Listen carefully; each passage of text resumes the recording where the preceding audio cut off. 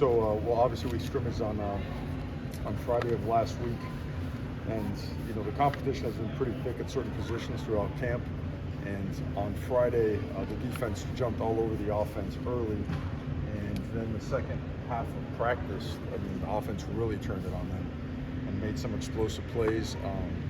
Both of them did fairly well versus each other and probably split the downs on short yardage and goal line. In the red zone, it also was a back and forth.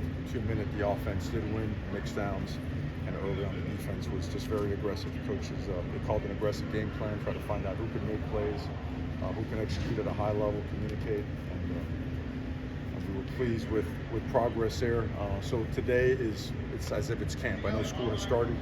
I know we're 2 weeks out, but we still use today and tomorrow to go University of Miami against University of Miami. Special teams wise, we do incorporate some opponent stuff already. We have all summer due to the nature of those schematic issues that are presented. They're a little bit more, I would say, just a little more different than what you see on offense and defense. So by Wednesday we'll have a pretty good idea of the 2/3 deep, for us going into game 1. But until then, it's all focused on the Miami Hurricanes. Questions, please. How would you say that the general health is coming out of camp? I would say camp banged up. There's nothing, last year we had some devastating ones early. We haven't had that, knock on wood, that not happen. But we have had a physical camp, and it's structured that way. It's that plan, that blueprint has stood the test of time for a long, long time, and we use it and we stick to it. We modify when we have to, when there are some issues. But the issues that we have are more just the rigors that come with camp. So overall, I feel like we're in a decent spot. Last season, everyone was saying when you came back, when you was back, and you were specific on being like, no, we're rebuilding. Now in year 2, what do you think are some of the changes that you've seen throughout this fall camp besides your roster and your coaches that is going to be able to be implemented for this season? I think every year, you always hit the restart button. For us, and coming back, and the whole, I guess, the what back question is, we're just building. We're always building. Whether we have a seasoned team or whether we have a new team, we're just focused on getting better. By that I mean everything we do. Today we have class. We just had our highest GPA that we've had in football program history. We got to do better there. Our practices, our tempo is much higher. Our ability to sustain longer drives, extended play drives, has improved. And we want to execute better. We want to play winning football. To play winning football, you've got to practice winning football. So the level of competition has been pushed, it has been recruited, it has been organized in a manner where we're going to get the best out of people, or people are going to show exactly where they stand and whether we could count on them or not, and whether they can earn the trust of their teammates and their coaches. So the best way I could define it is there's been a lot of progress in camp, and it's got to transfer over to game day. And our job between now and then is to make sure we get to the best point physically and mentally to make that transition, that transfer reality. On offense, how's Jalen Rivers done in the left tackle? It's not a position he's played much at the college level.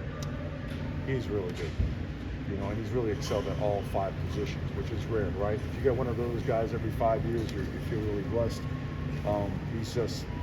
He's exactly what you want, and we feel like we've practiced ourselves into having 4 to 5 guys that we feel we could play winning football with at that position, but that can also slide inside and give us some help there as well. So his versatility, his approach to the game, his durability, was something that last year hurt us when he wasn't around. He's been extremely he's exactly what you want. It seems like Damari Brown's getting big opportunities in camp. What's he shown with those opportunities? Yeah, I'm gonna get Big Brother mad now. You're not talking about the older brother. Damari, you saw the way we just ended. Oh, you didn't see it. You guys were outside. Good. Go ahead, though. He's just a physical guy. Physical, fast, knows how to play football, understands the game. And where he played high school ball, that is high level training, right? They prepare those guys, and the hit rate there at Heritage is a very high hit rate, as well as all the other guys, from all the other schools that we recruit here locally. But he came in with a really strong knowledge of what we do in the secondary, and he doesn't flinch, And this freshman class has, over a dozen guys that don't flinch. Like they're eager for the moment. They're not sitting back and waiting to inherit a job. They want to go win one, and the right way, not in anything but a hard work kind of way. So it's been really fun to watch him develop, and he's going to play a tremendous role this year. He's fighting for a starting spot. Mario, Akeem Mesidor, we haven't seen him lately when we've been here as much. I don't know if he played in the scrimmage, but how is he doing? How's his health? He's doing good. He got nicked up in a camp kind of way, not in anything serious. He's practiced early and practiced extremely well. We held him out for about 4 or 5 days because that's what the doctor felt was best. It was a rest thing as opposed to a structural thing. And today he practiced full and seems he's back to form. So we don't foresee any issues with Akeem. And as far as the defensive line goes, Ruben Bain, I mean, we hear about him all the time. Yeah. Do you foresee, and I know he's been playing some first team, do you foresee him starting, or any other freshmen, do they have a good chance of starting? I mean, you kind of know by now. Well, I mean, you've watched him play for a long time in high school. You guys have watched. That guy is, he's different, and he and other guys, playing time around here is earned. He has earned playing time, and yes, he is fighting to be the prominent guy, as well as all the other guys that we have mentioned in previous press conferences, and that's something that doesn't end. I guess for us is more than establishing, hey, you're 1, you're 2, you're 3. We'd rather establish you can play championship football, you can play winning football for the University of Miami, and play and rotate those guys. Where he falls in right now, I don't want to say that right now, but I know this. Ruben Bain's going to play a tremendous factor for us this year. That guy he's as good as any freshman I've been around. Anyway. Coach, what are you seeing in the running game so far, especially from guys like A.J. Allen and Mark Fletcher who weren't here last year? Well, I think you see 2 guys that are physical. They get downhill. They have good eyes. They understand front structures. They understand systematically. There's a lot of carryover to what they did in high school and both in college for AJ coming from Nebraska. They're really smart. Okay, they're willing blockers, which they have to be right in this offense. They're very unselfish. They're excellent with ball security.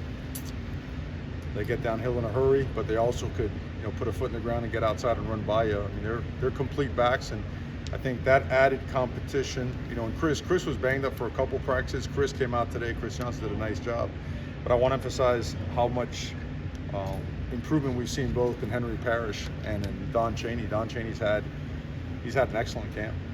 So we feel that position has gotten stronger through competition. Competition brought the best out of that camp. Felt going into camp, maybe, I wouldn't call it relaxed, but it needed something to generate some, okay, let's get this group on edge. And I think those new bodies have made that a reality. With the last week of training camp now, before you guys start, game week prep, do you guys have anything planned as far as like a walk through a Hard Rock or anything like that this week? Well, we already practiced out there and felt that we did what we had to do. The stuff that we do pregame, we'll do it right here. We'll do it right here. I think that, even though there's a lot of new bodies on the team, the stuff that we have to go through, I mean, we're okay. Did Chris Johnson, just to clarify, One more time.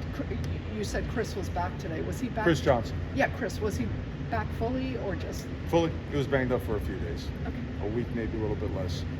But he was good to go today. Can I ask you about run defense? Just are you comfortable with what you've seen so far? I am because the nature of technically, I think we're better up front with what we're doing and how we're doing it. I also think schematically it lends to really, it fits what we are. It fits our personnel.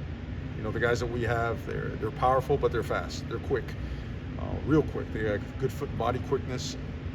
We've gotten bigger up front. Now we got a couple guys that are 310, 315, 320. That helps. We've increased our length. And then we've got some experienced guys that have come over from other conferences that have played a lot of football. So the combination of that and our linebacking core has gotten bigger and stronger. I think the combination of Coach Guidry, Coach Taylor, Coach Salavea, Coach D. Nick, that front 7 is really taking shape really nicely. And when we practice stud now, you see the level, the standard for thudding up increasing and getting better all the time to become better tacklers, right? So we're pleased with the progress, but we're not where we need to be yet. Great. Thank you very much. Thanks, Coach. Guys, thank you. Thank you.